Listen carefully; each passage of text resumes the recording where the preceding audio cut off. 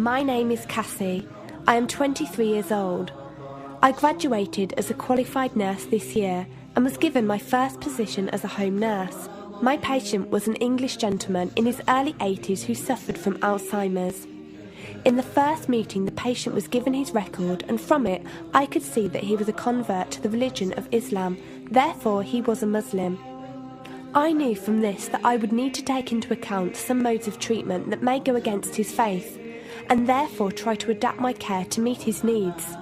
I bought in some halal meat to cook for him and ensured that there was no pork or alcohol in the premises, as I did some research which showed me that these were forbidden in Islam. My patient was in a very advanced stage of his condition, so many of my colleagues could not understand why I was going through so much effort for him. But I understood that a person who commits to a faith deserves that commitment to be respected, even if they are not in a position to understand. Anyway, after a few weeks with my patient, I began to notice some patterns of movement. At first, I thought it was some copied motions he'd seen someone doing, but I saw him repeat the movement at particular times: morning, afternoon, evening. The movements were to raise his hands, bow, and then put his head to the ground. I could not understand it. He was also repeating sentences in another language. I couldn't figure out what language it was, as his speech was slurred, but I know the same verses were repeated daily. Also, there was something strange. He didn't allow me to feed him with my left hand. Somehow I knew this linked to his religion, but didn't know how.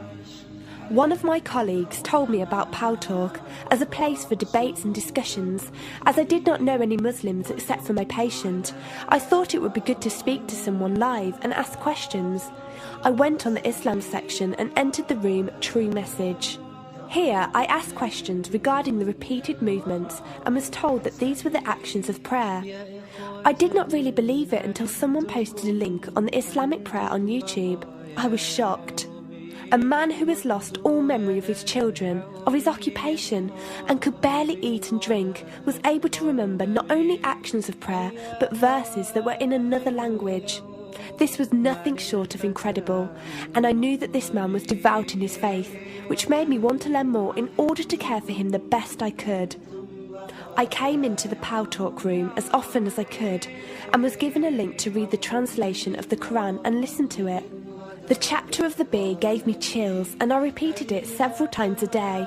I saved a recording of the Quran on my iPod and gave it to my patient to listen to. He was smiling and crying, and in reading the translation I could see why.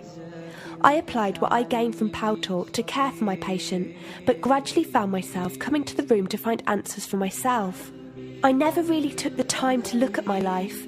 I never knew my father. My mother died when I was 3. Me and my brother were raised by our grandparents who died 4 years ago, so now it's just the two of us. But despite all this loss, I always thought I was happy, content. It was only after spending time with my patient that I felt like I was missing something. I was missing that sense of peace and tranquility my patient, even through suffering, felt. I wanted that sense of belonging and a part of something that he felt, even with no one around him.